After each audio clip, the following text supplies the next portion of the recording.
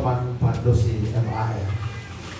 Tempat lahir Pematang Siantar, 16 Juni tahun 1973. Menikah dengan Juwita Simbolon MM di Jakarta pada tanggal 6 Desember 1998 dan sudah dikaruniai seorang anak, Michelle Sabatamia Pandosi, yang sekarang sudah bekerja di Jakarta. Riwayat pendidikan: tamat S1 Teologi di UNAI tahun 1996, kemudian menyelesaikan Master Religion bidang Perjanjian Lama tahun 2005 dari Ayas University di Filipina. Kemudian menyelesaikan program doktor bidang ilmu filsafat dari Universitas Gadjah Mada. Kemudian UGM Yogyakarta ya. Kemudian riwayat pelayanan: menjadi pendeta di Conference KDKI dari tahun 1996 sampai tahun 2010. Kemudian menjadi dosen di Fakultas Filsafat UNAI dari tahun 2011 sampai dengan saat ini. Kemudian sebagai koordinator program Magister Filsafat UNAI tahun 2012 sampai tahun 2014. Kemudian melayani sebagai dekan di Fakultas Filsafat UNAI tahun 2014 sampai tahun 2017.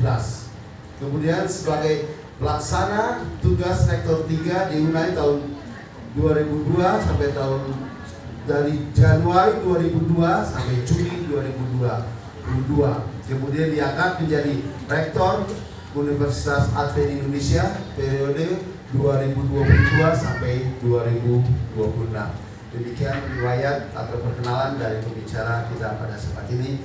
Marilah kita mendengarkan firman Tuhan.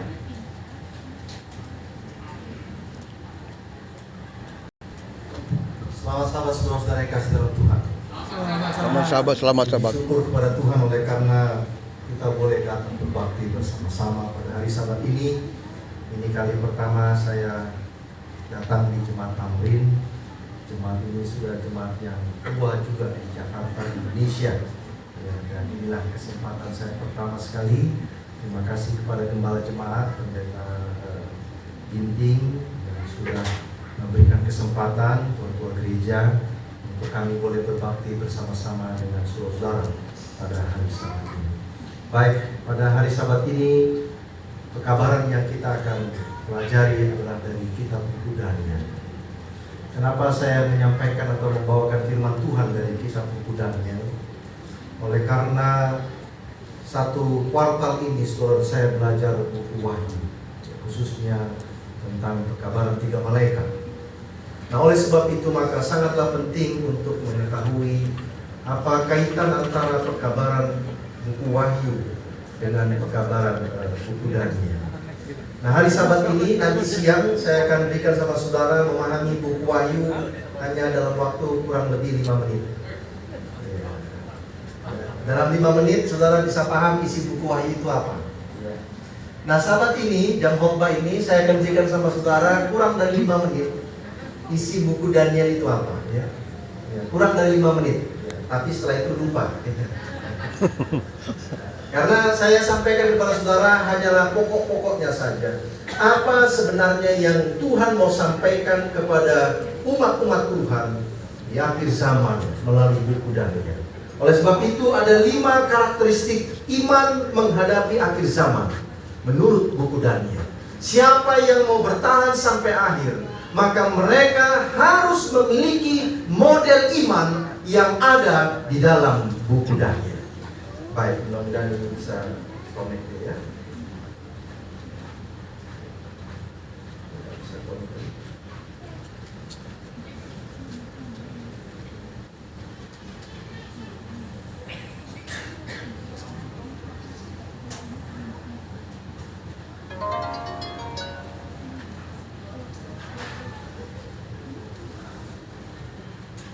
Oke, baik. Mari perhatikan baik-baik apakah isi buku Daniel. Buku Daniel itu dibagi menjadi 3 bahagian besar. Bahagian yang pertama itulah yang mau kita pelajari hari Sabat ini, tentang model karakter iman umat-umat Tuhan jika mereka mau tetap bertahan sampai Yesus datang. Amin. Ada 5 model iman dalam buku Daniel. Daniel pasal 1, 3, 4, 5, dan yang ke-6. Dan nanti saya akan bagikan kepada kita apa kira-kira model karakter iman Daniel 1, 3, 4, 5, dan yang ke-6. Baik. Apa model iman itu?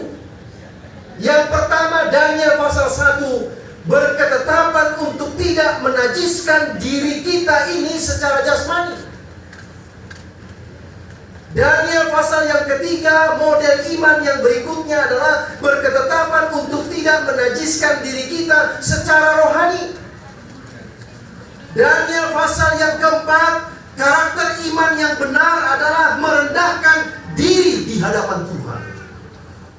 Daniel pasal yang kelima, menghargai hal-hal yang kudus yang Tuhan berikan di dalam hidup kita ini. Amin.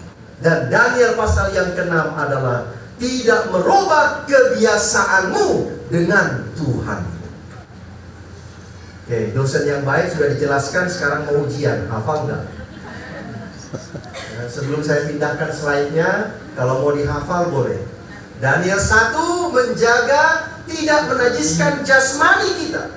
Daniel 3 tidak menajiskan rohani kita. Daniel yang keempat, hidup harus merendahkan hati di hadapan Tuhan. Daniel yang kelima, menghargai hal-hal yang kudus yang Tuhan berikan kepada kita. Dan Daniel yang keenam, jangan merubah kebiasaanmu dengan Tuhan. Baik, udah bisa ujian ya? Oke, kita pindahkan dulu contekannya di Bapak ya. Oke, oh masih ada contekannya ya. Harap-harap ini bisa connect-nya lancar. Oke, baik. Ya, di depan dulu lah ujian. Dan yang satu apa Pak? Lalu? Jasmani. Tidak menajiskan apa? Jasmani. Daniel pasal yang ketiga sebelah kanan. Tidak menajiskan Rohani. Yang belakang pasal 4 Pak. Ada nih. Merendahkan diri di hadapan Tuhan. Daniel 5, baris yang depan saya ini, ibu-ibu. Bu, menghargai hal-hal yang Kudus. yang Tuhan berikan kepada kita. Orang muda sebelah kiri, Daniel 6. Tidak merubah kebiasaan. Jangan lihat contekan. Tidak merubah kebiasaan rohani saya, kita dengan siapa? Tuhan. Udah Pak, kita akhirnya khotbahnya. Bahagian yang kedua adalah peristiwa-peristiwa sejarah yang akan terjadi di dunia ini. Dari sejak zaman Daniel sampai nanti Yesus datang yang kedua kali. Amin. Itu sebabnya agar kita boleh bisa bertahan menghadapi semua peristiwa sejarah yang akan terjadi, maka kita harus punya karakter iman seperti yang Daniel sampaikan dalam buku Daniel pasal 1, 3, 4, 5, dan 6. Peristiwa-peristiwa apa itu yang akan terjadi di dunia ini sejak zaman Daniel sampai Yesus datang yang kedua kali? Yang pertama, Daniel pasal 2, dari Babylon sampai Yesus datang. Merambah hukum. Kerajaan mati. Daniel pasal 7, loncat ke Daniel pasal 7. Ceritanya sama, dari Babylon sampai Yesus datang, tetapi dia dipotong di tengah, yaitu adanya pengadilan. Setelah lewat 3,5 minggu, maka duduklah majelis pengadilan hendak mencabut kekuasaan tanduk kecil. Daniel pasal yang ke-8 tidak lagi membahas sejak zaman Babylon, tetapi dia maju sedikit ke depan. Itulah zaman Medo-Persia. Tetapi Daniel pasal 8 ini juga bicara panjang jauh sampai ke depan, yaitu masa penghakiman. Daniel pasal ke-10 khusus membahas tentang Medo-Persia. Karena disitulah dijelaskan bagaimana Medo-Persia ini akan dipakai oleh Tuhan mengembalikan bangsa Israel kembali ke Yerusalem. Daniel pasal yang ke-11 membahas khusus tentang Yunani dan kerajaan Romawi, termasuk kekristenan Romawi. Dan Daniel pasal yang ke-11 adalah kesimpulan sejarah dunia. Bagaimana? Sudah bisa ujian? Hah? Ya? Babylon sampai Yesus datang, Daniel 2. Babylon sampai masa pengadilan, Daniel 7. Dari Medo Persia sampai penghakiman 1844, Daniel yang ke-8. Daniel 10 membahas tentang Medo Persia, bagaimana Tuhan menggerakkan raja ini, kerajaan ini untuk menolong Israel kembali pulang dari Kores, raja yang pertama. Daniel yang ke-11 membahas tentang kerajaan Yunani, bagaimana kerajaan Yunani ini dipakai oleh Tuhan, lalu diteruskan oleh kerajaan Romawi kekafiran yang justru menganiaya umat-umat Tuhan. Dan Daniel pasal 12 adalah kesimpulan sejarah dunia. Bagaimana? Sudah bisa ujian kita? Ya. Baik. Nah, inilah skema buku Daniel pasal 2, 7, 8, 10, 11, dan 12. Lalu saudara bertanya, di mana pasal 9-nya Pak Pendeta? Pasal 9-nya ada di tengah-tengah. Connect ya? Oke, baik. Sebelum pasal 9, maka inilah peristiwa yang ada di dalam Daniel pasal 2, Daniel pasal 7, Daniel pasal 8. Ini adalah cerita yang sama, hanya ditambah sedikit. Oleh karena Daniel tidak bisa menerima semua pekabaran itu dengan lengkap, maka dia ditambah sedikit. Tapi intinya adalah sejak Babylon sampai Yesus datang. Lalu kita masuk di pasal yang ke-9. Apa itu pasal yang ke-9? Di pasal yang ke-9 muncullah Yesus Kristus. Dalam 70 minggu, maka Yesus dimunculkan sebagai yang diurapi. Yang diurapi itu akan disingkirkan. Dan yang diurapi itu ketika dia disingkirkan, maka dia akan membuat perjanjian itu semakin sulit bagi seluruh manusia. Karena hanya ada satu syarat untuk selamat, yaitu menerima Yesus sebagai Tuhan dan Juru Selamat pribadi mereka. Amin. Nah, oleh sebab itu Bapak Ibu, saya ringkaskanlah 12 pasal buku Daniel itu hanya di dalam 3 garis besar. Baik, perhatikan baik-baik. Saudara dan saya tidak bisa memiliki karakter iman seperti yang Daniel sebutkan dalam cerita Daniel 1, 3, 4, 5, dan 6, kecuali saudara connect dengan Yesus Kristus. Amin. Saudara dan saya tidak akan sanggup menghadapi semua peristiwa-peristiwa yang akan terjadi sampai Yesus datang, kecuali saudara dan saya connect dengan Yesus Kristus. Nah, itu sebabnya Daniel pasal 9 justru menjadi pusat pekabaran buku Daniel. Pekabaran buku Daniel pusatnya bukan di Babylon sampai Yesus datang. Pekabaran buku Daniel pusatnya adalah Yesus datang, dia dibaptiskan, dia mati di kayu salib, dia bangkit, dan sekarang menjadi imam besar di tahta Allah. Amin. Oleh sebab itu, perhatikan ini skemanya. Saya kasih garisnya ke kiri, dia melekat. Saya kasih tanda panahnya ke kanan, karena Yesuslah yang mengendalikan semua peristiwa yang ada di atas dunia. Amin. Sekarang kita mulai masuk kepada karakteristik iman jika saudara dan saya mau bertahan sampai Yesus datang yang Amin. kedua. Tolonglah Bapak. Baik, apa itu iman? Mari kita renungkan baik-baik. Apa itu iman? Iman adalah mempercayai Tuhan dan firman-Nya. Iman bukan berarti harus mengetahui atau memahami apa rencana Tuhan bagi hidup saya secara pribadi. Iman itu berarti kesiapan untuk mengikut apa saja rencana Tuhan bagi saya. Itulah iman. Kalau saudara dan saya sudah tahu apa rencana Tuhan bagi saudara, tidak perlu iman lagi, tinggal tunggu saja. Amin. Iman adalah tidak perlu saya tahu apa rencana Tuhan bagi saya, tetapi saya mengikut apa yang Tuhan sudah siapkan bagi saya. Amin. Amin. Adik-adik orang muda tidak perlu tahu siapa nanti jodohku, beriman saja. Beriman saja ya. Tuhan akan tunjukkan. Tapi ketika Tuhan tunjukkan, mengikuti jangan tolak. teladan Yesus. Ketika ditunjukkan, Kasih. Tuhan ganteng katanya. Ya. Ditunjukkan Tuhan yang ganteng. Tuhan nggak ada duitnya. Kan kita nggak makan kegantengan, kita makan duit. Yang jangan ditolak. Tapi saya beriman.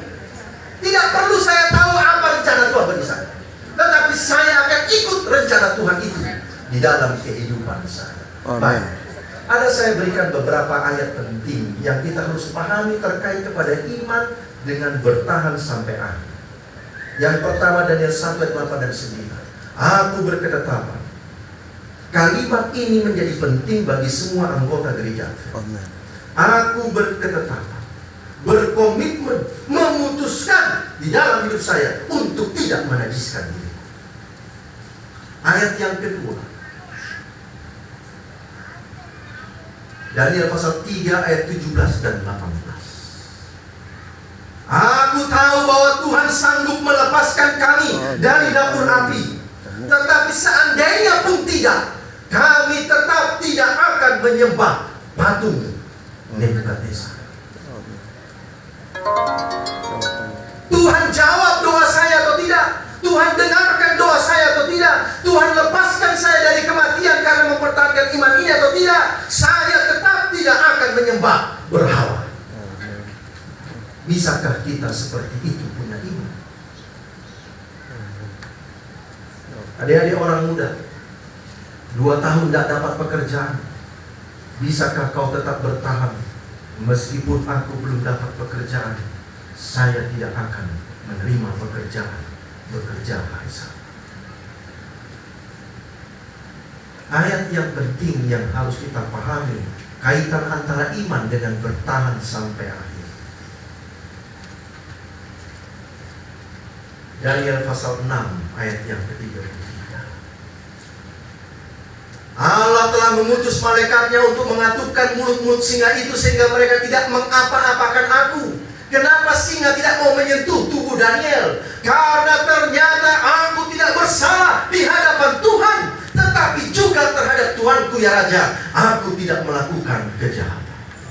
Inilah yang disebut dengan orang yang mempunyai kemurnian iman. Tidak bersalah di hadapan Tuhan, tidak bersalah di hadapan Raja. Ayat yang selanjutnya, karena kita sudah kehabisan waktu. Sampai jam berapa kita Pak? Jam 3? Oh iya, oh sampai 2 pot lah, ya baik. Yang berikut, Kejadian 39 ayat yang ke-9. Ketika kita tergoda untuk mengingkari iman kita itu, ingatlah apa yang dikatakan Yusuf. Bagaimana mungkin aku melakukan kejahatan yang besar ini dan berbuat dosa terhadap siapa? Terhadap Tuhan. Jangan katakan kehendak Tuhan yang jadi. Nggak ada kehendak Tuhan saudara berdosa.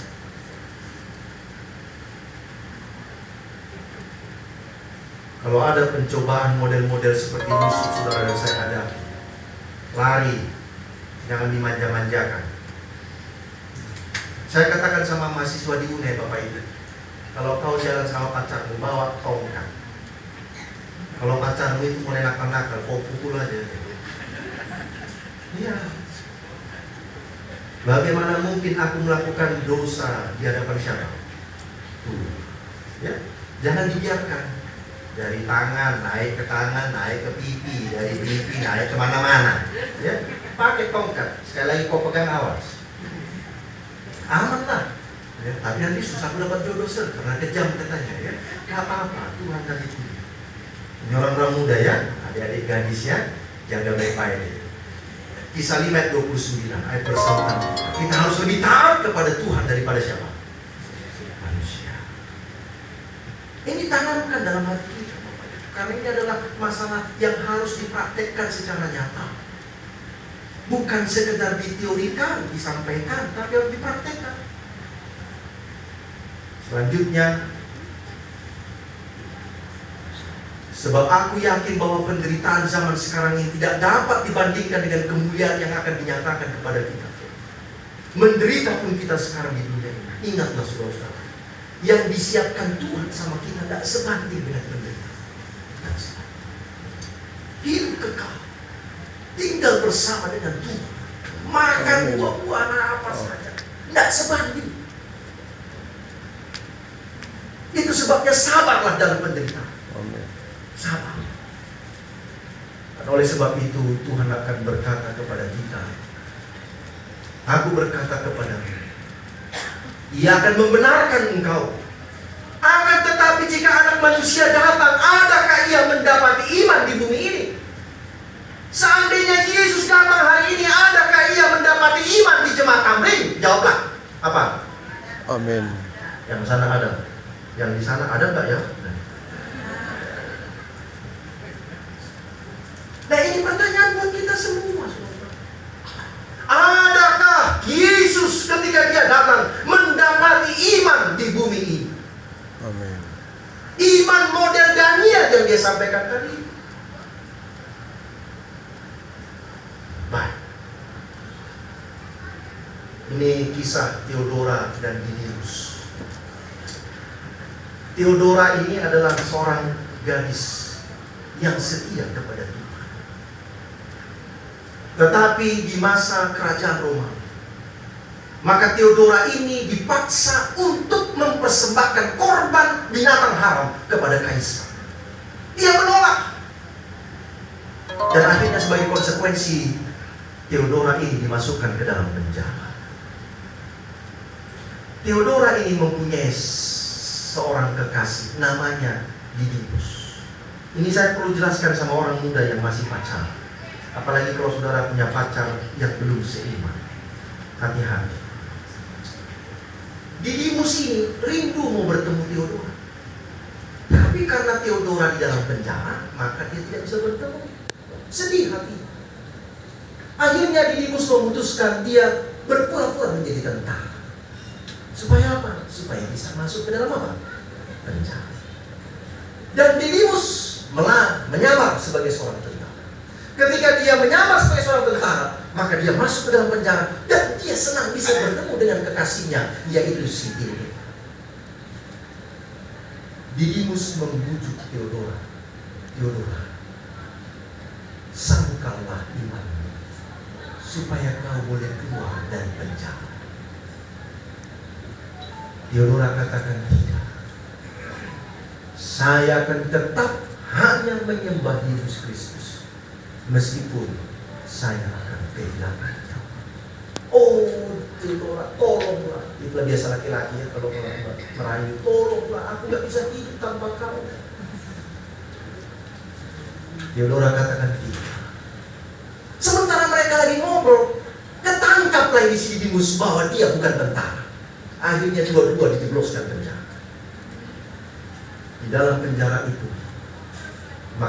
maka kepala penjara membujuk Theodora untuk menyangkal iman.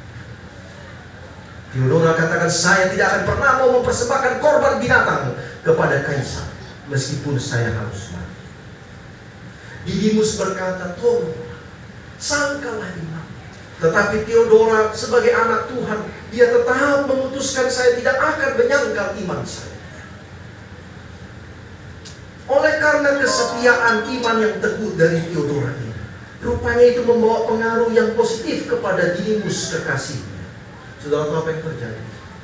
Orang muda ini pada akhirnya dipenggal kepalanya. Kenapa? Karena mereka tidak mau menyembah kaisar. Adik-adik orang muda, ada banyak di luar sana yang akan membujuk saudara untuk meninggalkan iman. Siapkah kau seperti Theodora? Saya tidak akan menyembah yang bukan Tuhan. Kisah yang kedua, ada seorang tokoh gereja yang namanya Marinus. Dia adalah seorang tentara. Dalam peraturan kerajaan Romawi pada ketika itu, tidak boleh orang Kristen menjadi pejabat di dalam militer. Tetapi para pejabat tentara Romawi tidak mengetahui kalau Marinus ini adalah orang Kristen. Jadi dia diangkat jabatannya menjadi pemimpin yang tinggi di dalam tentara Romawi. Tapi ketahuan akhirnya. Dan ketika dia ketahuan bahwa dia adalah seorang Kristen, Maka kepala tentara pada waktu itu berkata kepada Marinus ini, tinggalkan imanmu agar kau tetap menjadi pemimpin. Marinus katakan, saya tidak akan meninggalkan iman saya. Kalau kau tidak tinggalkan imanmu ini, maka jabatanmu akan dilepaskan daripadamu dan kau akan mengalami hukuman mati. Dia dibujuk dan dibujuk. Tetapi Marinus tetap katakan, saya tidak akan menyangkal iman saya. Marinus bukannya tidak senang dengan jabatannya sebagai kepala, tetapi dia lebih mencintai Tuhannya daripada jabatannya. Bapak Ibu yang terkasih dalam Tuhan, bagi kita yang sudah bekerja, kadang-kadang tantangan seperti ini muncul. Sudahlah Pak, sebentar saja kok hari Sabat datang Bapak ke kantor, sebentar saja, setelah itu pulanglah ke gereja. Kalau Bapak mau lakukan itu, jabatan Bapak naik sekarang. Sebentar aja. Dalam cerita Marinus ini, maka dia dihukum mati.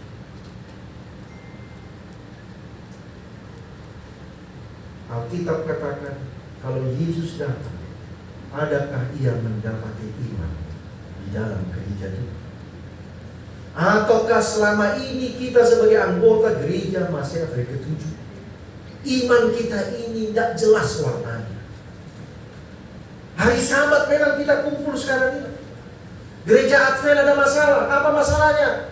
Buka Sabat diperlambat, buka tutup Sabat dipercepat.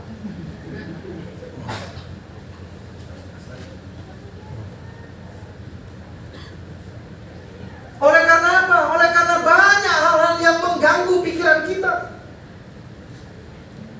Sehingga akhirnya kita justru sedang bermasalah dengan iman kita.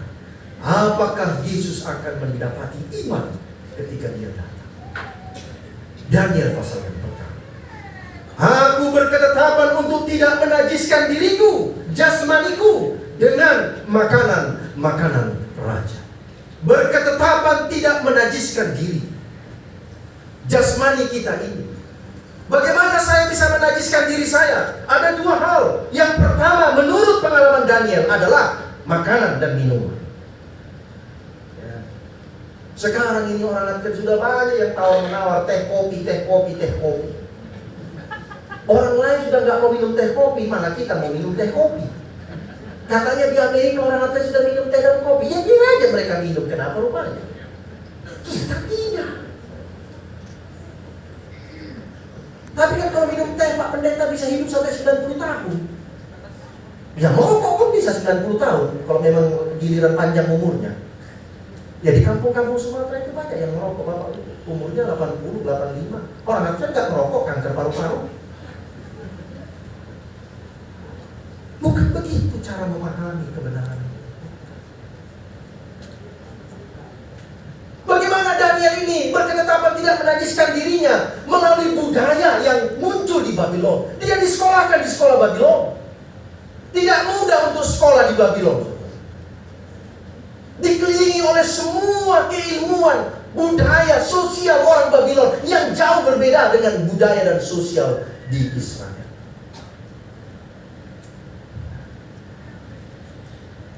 Saya mau tanya kepada kita, apakah di gereja Advent ini sekarang ada budaya-budaya yang bukan budaya orang Advent?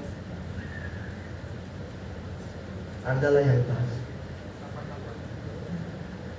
Kalau dulu Bapak Ibu ya, dulu mohon maaf ini. Kalau mau mencari tahu model dunia, datang aja ke gereja Advent. Sudah di situ modelnya semua. Dulu. Kalau sekarang kayaknya sudah enggak lagi. Enggak lagu-lagu.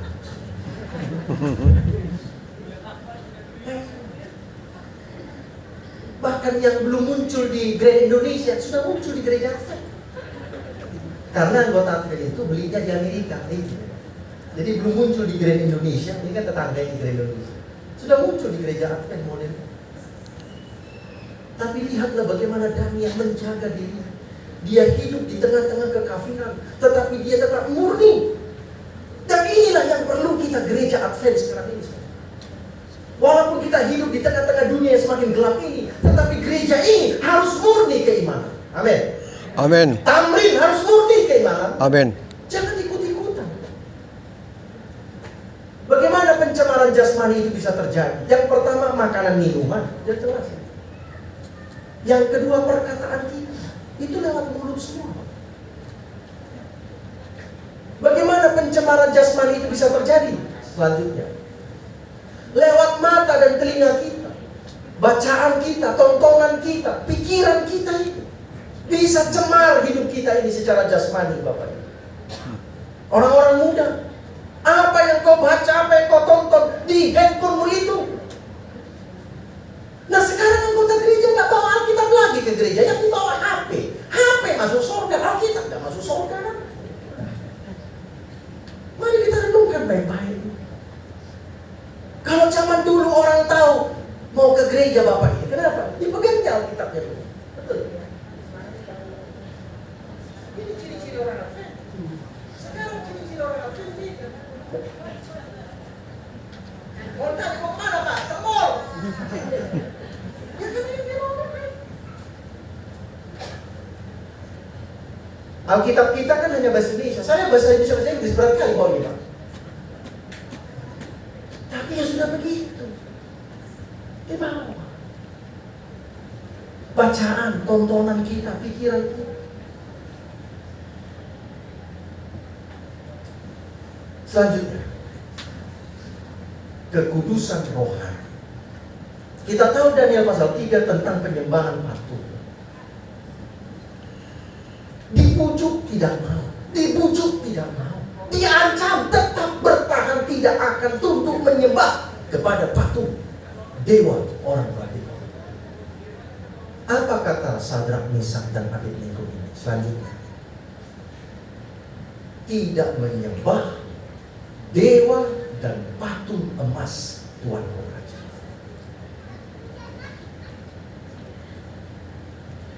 Apakah seandainya Sadrak, Mesak, Abednego ini berpura-pura, bisa nggak Pak Pendeta? Bisa. Bisa. Saya kasih tahu caranya. Siapa tahu saudara dapat ilham. Berpura-pura kelihatan supaya menyembah, tapi nggak menyembah. Kan begitu ya, bunyi trompet sampai semuanya. Siapa yang mendengarkan? Menyembah. Ada topeng saya. Saya jatuhkan topengnya. Pas jatuh topeng, semua orang menyembah. Saya ngambil apa? Kalau tanya, kau menyembah? Enggak, aku ambil bolpenku jatuh. Tapi bagi Nebukadnezar, ketika bunyi sudah bunyikan, siapapun yang tunduk, Anda menyembah. Saya yakin Sadrak, Mesak, Abednego semakin tegak berdiri, saudara. Bukan semakin bongkok-bongkokkan badannya, supaya nggak kelihatan.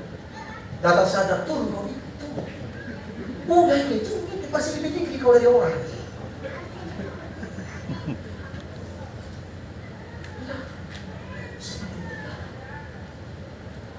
Kalaupun Tuhan tidak selamatkan saya tidak akan menyembah. Saya tahu Tuhan sanggup menyelamatkan saya dari api. Amen. Tapi kalaupun tidak, saya tidak akan menyembah. Adakah Tuhan mendapati iman seperti ini di dalam gereja kita? Selanjutnya, mengapa Sadrak, Mesak, Abednego berkata seperti itu? Kami tahu bahwa Tuhan kami sanggup melepaskan kami. Tapi seandainya pun tidak, kami tidak akan menyembah. Saudara-saudara, kadang-kadang dalam doa kita ini, kita yang mau mengatur Tuhan. Anda bisa bayangkan? Kami tahu bahwa Tuhan kami sanggup melepaskan kami dari dapur api. Dimasukkanlah gosong lagi 3 orang. Apa kata Nebukadnezar? Kawan ini memang berdoanya keterlaluan. Dia bilang Tuhannya sanggup, ternyata udah gosong dia di dalam. Berarti Tuhan mual. Tidak sanggup. Saudara-saudara, ketika kita berdoa kepada Tuhan, jangan atur Tuhan. Tuhan yang mengatur kita. Ada banyak orang di dalam Alkitab gosong, saudara. Ada banyak orang di dalam Alkitab justru dipenggal kepalanya. Yohanes Pembaptis, Yesus ada. Yesus ada di bumi ini waktu Yohanes Pembaptis dipenggal. Apakah Yesus lepaskan Yohanes? Tidak. Kadang-kadang Tuhan lepaskan kita. Kadang-kadang Tuhan izinkan kita untuk apa? Mati di dalam iman. Begitulah cara orang yang beriman berdoa. Aku yakin Tuhan dapat lepaskan saya. Tapi kalaupun Tuhan tidak izinkan saya lepas, saya tetap tidak akan dapat menyangkal iman. Adakah Tuhan mendapat iman seperti di dalam gerejanya? Amin. Saudara dan saya lah yang tahu masing-masing kita. Selanjutnya, yang keempat, merendahkan hati di hadapan Tuhan. Apa masalah dari Raja Belsasar? Raja Belsasar ini Nebukadnezar ini adalah dia menyombongkan dirinya di hadapan Tuhan. Dia menganggap bahwa kebesaran kerajaan Babylon ini adalah karena usahanya. Bukan. Itu adalah karena Tuhan izinkan Nebukadnezar menjadi raja yang besar. Selanjutnya, apa fungsi mimpi yang diberikan Tuhan kepada Nebukadnezar? Yang pertama, dalam Daniel pasal 4 ayat yang ke-17, mimpi itu diberikan kepada Raja Nebukadnezar 1 tahun sebelum itu digenapi, adalah untuk mengamarkan raja ini supaya merendahkan hati. Bapak Ibu, Tuhan mengamarkan kita agar kita berdoa.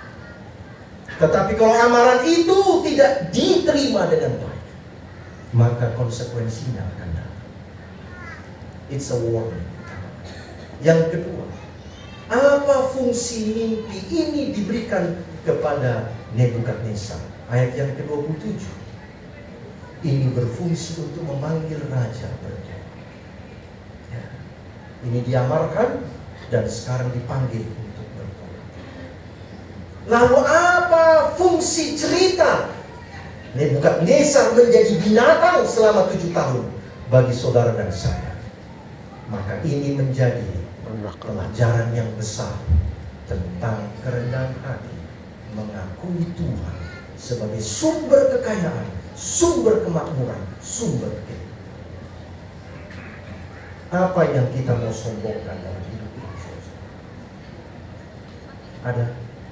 Tidak ada. Tidak ada. Kalau malam ini Tuhan katakan stop kau pendeta Pardosi, stop. Jadi apa yang mau disombongkan? Apalagi ada lagi pepatah, biar miskin asal sombong. Ini menarik lagi. Bagaimana miskin sombong? Ya tapi daripada kalah gaya Pak Pendeta, lebih bagus kita apa? Ikut-ikutan sombong.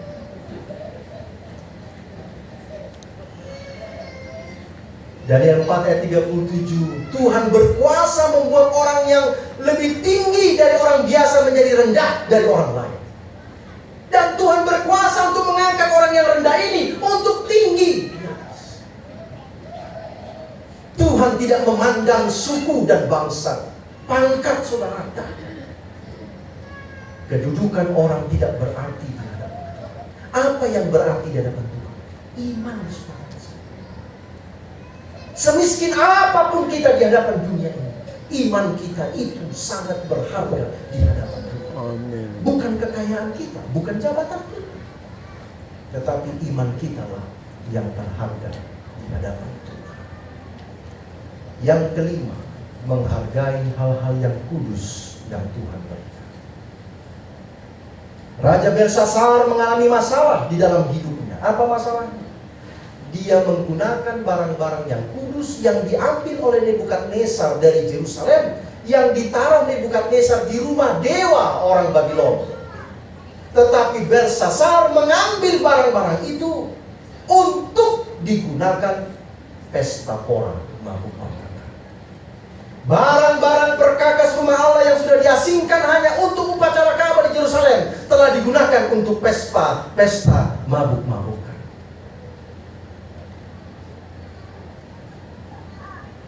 Jangan pernah bermain-main dengan hal yang kudus yang Tuhan berikan kepada kita masing-masing. Kalau nanti saudara baca Daniel pasal yang kelima ayat 22 sampai 24, masalah Belsasar tidak merendahkan diri, meninggikan diri terhadap yang berkuasa di surga, menggunakan perkakas-perkakas rumah Allah untuk hal-hal yang tidak kudus dan memuja dewa-dewa dari patung, kayu, besi, logam, dan lain sebagainya. Apa yang kudus yang Tuhan berikan sama kita? Apa? Baik, yang pertama. Hal yang pertama yang kudus yang Tuhan berikan kepada kita adalah hari Sabat. Ingatlah dan kuduskanlah hari Sabat. Haruslah kamu pelihara hari Sabat itu, sebab itulah hari kudus bagi Tuhan. Nah, ini sebagai perenungan saja saya sampaikan sama saudara. Waktu COVID baru masuk, lalu diputuskanlah gereja tutup. Orang-orang yang beriman itu mulai menantang para pendeta. Di mana iman kita, pendeta? Kita harus tetap datang berkumpul. Tapi sejak kita sudah boleh berkumpul, di manalah orang-orang yang beriman itu sekarang? Yang katanya ibadah Zoom akan membantu pekabaran Injil ke seluruh dunia. Injilnya nyampe ke seluruh dunia, kawan itu gak nyampe nanti. Oh, saya jarang ikut. Nah, ini saya bicara serius sama kita semua. Bapak, Ibu, udahlah, gak usah lagi berjunjung ria. Nanti kebiasaan. Bayangkan 60 tahun dia jadi anggota gereja Advent, tiap hari Sabat ke gereja, Rabu malam ke gereja. Rusak dalam waktu 3 tahun gara-gara COVID. Hah? Rusak gak? Rusak. Bahkan tadi Pak Pendeta katakan, ini gara-gara COVID kami selalu terlambat mulai gereja. Bos, gak boleh bos terlambat ke gereja hari Sabat, bos.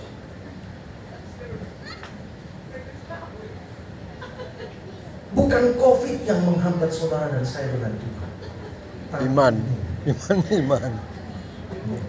Mohon maaf ini Pak Pendeta ya, kayaknya nggak diundang lagi dari kampung itu. Tapi nggak apa-apa, saya bicara apa adanya. Saya pernah masuk ke dalam sebuah gereja. Gereja ini ada di Gedung Sampurna, Kuningan Sudirman itu ya, pas belokan itu. Lantai 3, saya mau sewa itu gereja, Abalov Ministry. Jadi saya katakan sama Pak Pendetanya, karena berkomunikasi sama gembalanya, Pak Pendeta, saya mau pinjam gereja. Oh boleh Pak Pendeta, boleh. Tapi saya mau datang secara formal, mau pinjam. Karena saya mau pinjamnya itu dalam satu periode yang panjang. Lalu dia katakan, oke, Pak Pendeta boleh datang hari Minggu. Setelah kami ibadah. Jam berapa ibadahnya selesai Pak Pendeta? Jam 11 beliau katakan. Oke, mulainya jam berapa? Jam 9. Oke lah, saya datang jam 9. Saya ikut ibadah dulu. Begitulah kalau tamu yang baik. Ikutilah ibadahnya, setelah itu baru ngomong, meminta tolong. Jadi saya sudah sampai di parkiran seperti model saudara ini, di parkiran seperti ini. Tapi karena susah nyari parkirnya, maka saya baru dapat parkir kira-kira jam 9 lebih 5 menit. Lalu saya jalan kaki menuju pintu gereja, persis seperti model saudara ini. Jam 9 lebih 10 di depan pintu gereja. Apa yang terjadi? Pintu gereja ditutup. Lalu saya ditanya, Bapak dari mana? Saya dari gereja Advent. Oh, mau ada keperluan apa? Saya sebenarnya mau ketemu Pak Pendeta, tapi saya mau ikut ibadah. Oh, mohon maaf Pak Pendeta, di dalam sedang puji-pujian kepada Tuhan. Terus kapan saya boleh masuk? Ya nanti setelah puji-pujian selesai. Saya pikir 5 menit. Kayak gereja Advent, lagu buka, 3 ayat selesai. Nah kalau karismatik kan hampir 1 jam. Ya, terdengar saya pengen juga lihat sebenarnya kan apa yang terjadi di dalam. Tapi nggak boleh. Tepat jam 10 pintu dibuka dan tinggallah pendeta berkata. Coba itu dibikin di gereja Advent. Yang datang jam 9 lebih pintu digembok. Nanti dibuka baru pas pendeta binting